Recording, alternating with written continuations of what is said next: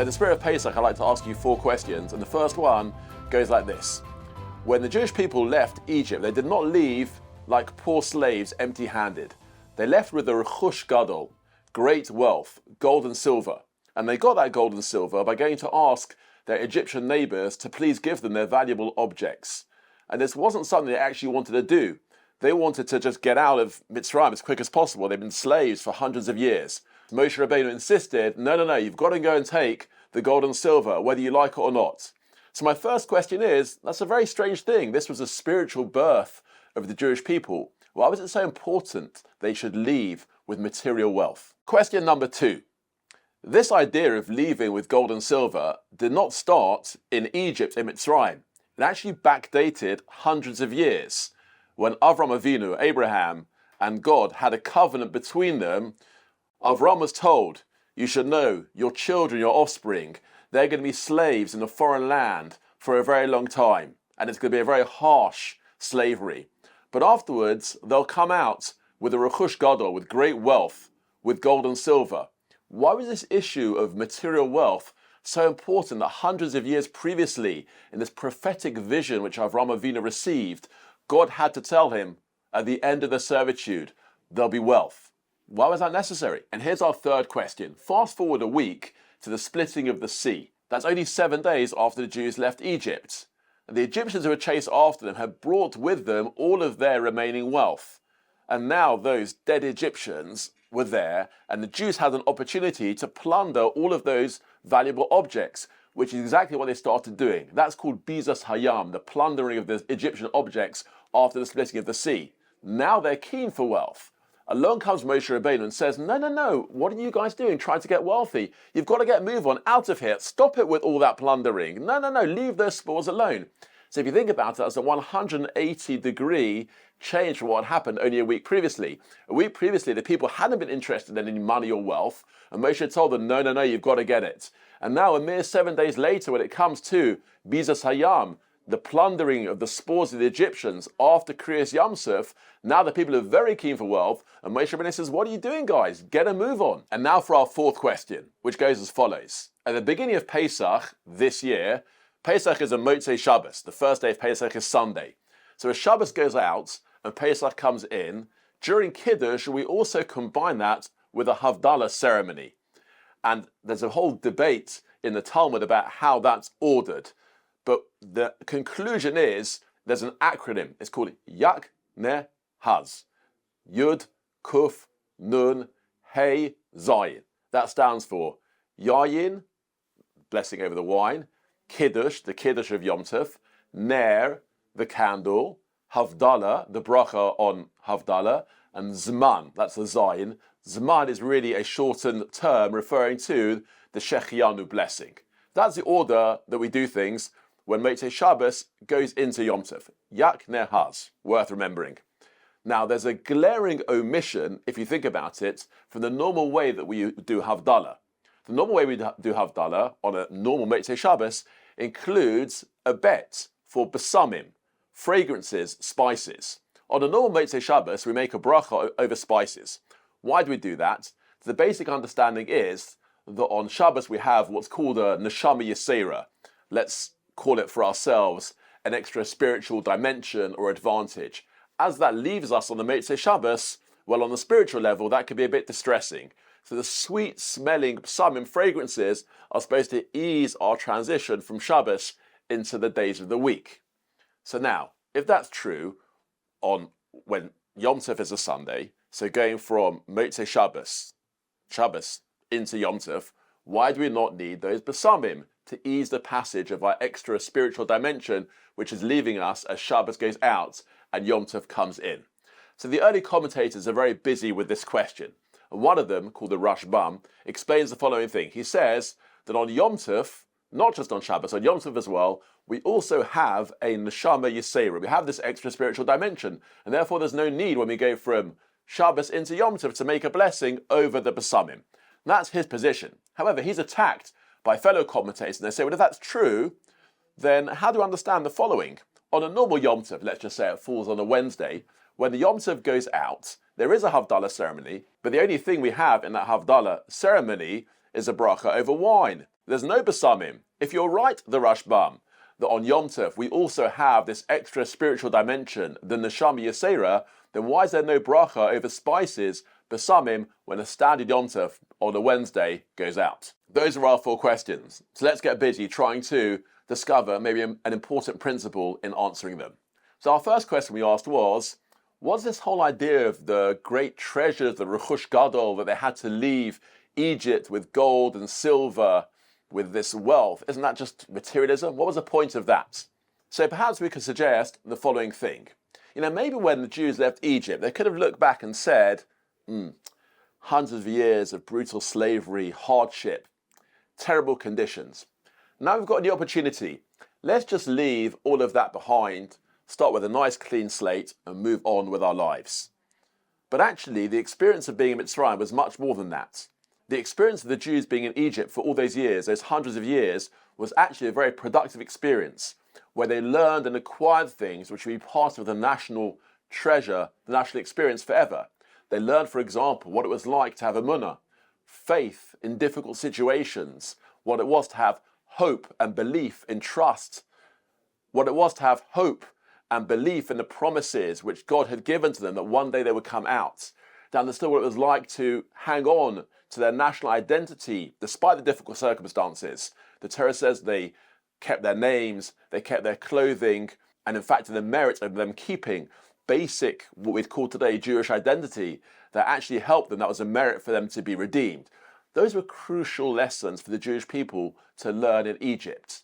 They weren't supposed to go out empty-handed, devoid of these crucial lessons. The Torah actually compares Egypt to a kor habarzel, a melting pot in which the iron is formed. The Jewish people were formed because of their experience in Egypt, not despite. And therefore, had they left physically empty-handed, they might have felt that on an inner level, we're just opening a new chapter now. What's gone is gone, and now it's a clean slate. But perhaps the Torah didn't want that. It was actually necessary to take gold and silver with them to indicate to them that you're not leaving empty-handed.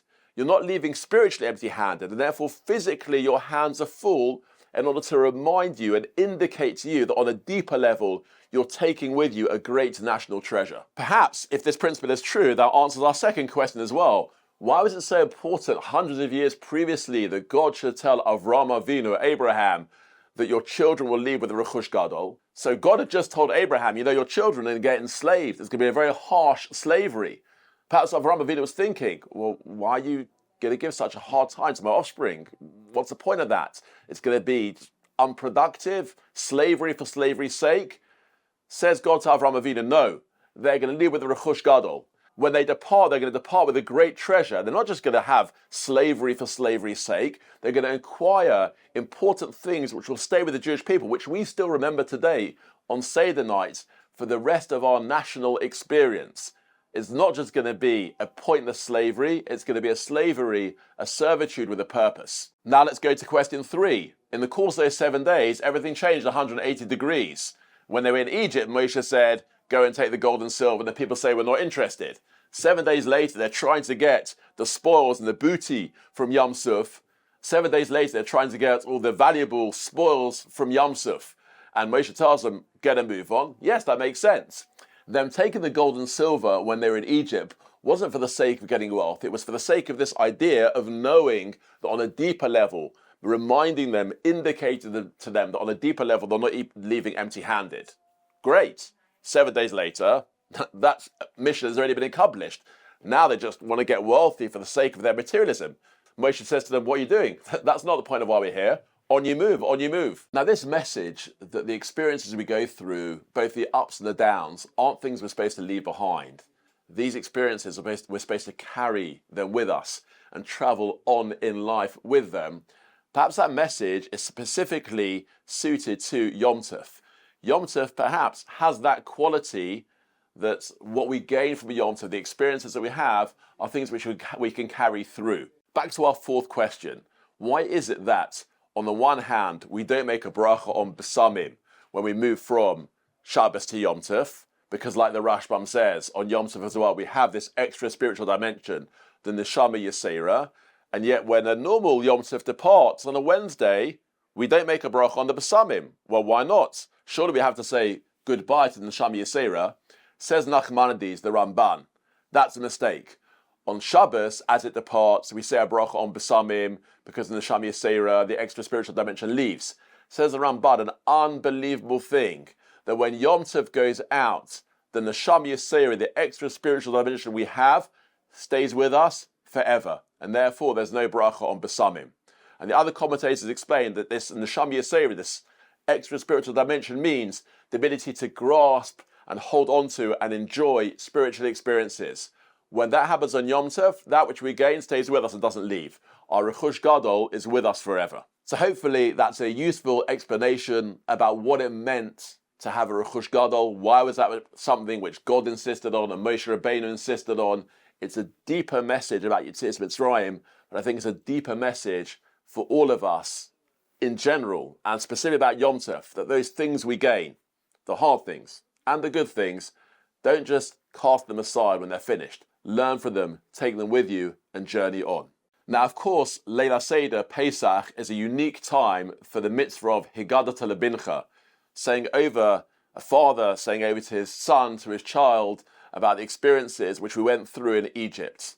So if we're speaking about father and his children, so it's an appropriate time to mention the patira, the passing of the father, our father here in Or Sameach, its founding father, Rav Shiller, who passed away recently.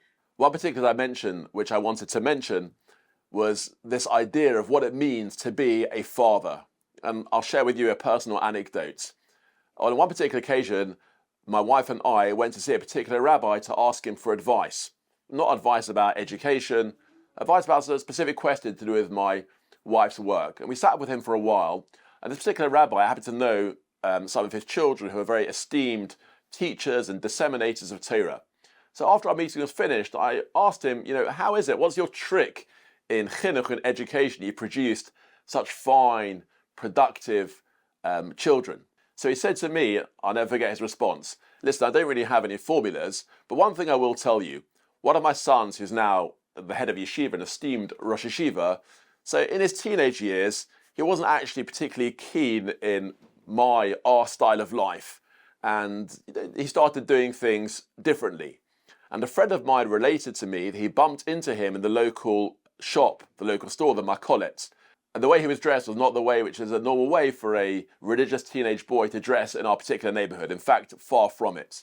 And my friend related to me that he went over to my son and he started to, which is probably not the most sensible thing, rebuke him and say, how could he be dressed like this? Look at the family that you come from. This is not a way to behave. What would your father think if he saw you? And my friend related to me, said the rabbi, that my son responded to me and he said, my father holds of me. My father holds of me. He wouldn't be bothered. He holds of me. So I think that perhaps that's a quality of what it means to be a father. A father holds of his children, regardless of the circumstances. I think I can speak for all those people who learned in Or Sameach, all those people who had the schus to work and teach here under Rav Shiller. He had this very, very strong paternal sense about him. I don't just mean that paternal sense that when you're around him, you felt like everything would work out okay. He had that in abundance. But also the sense that the people that were close to him, the people who came to learn here, he was loyal to us and he really, really held of us. And that came out in subtle ways. Not that he would sit down and say, I think you're a champion or anything else, but he would convey messages or ask people to do things in such a way that it was subtle but very clear that like a good father, our founding father, he held of every single one of his children. Wishing you all a beautiful Pesach and a good Yom Tov. Hi, this is Peretz Baruch Eichler, a proud alumnus of Or Sameach. Now what you just watched is one of the many programs that Or Sameach provides, leaving its impact on hundreds of thousands with so many more waiting to be reached. Or Sameach's central campus in Jerusalem has over 300 students presently learning there. And now you can be a vital part of spreading that bounty of knowledge worldwide by logging on to donate.ohr.edu. We can step up to the plate at this pivotal moment of Or Sameach's growth and bring the next generation of Jews home.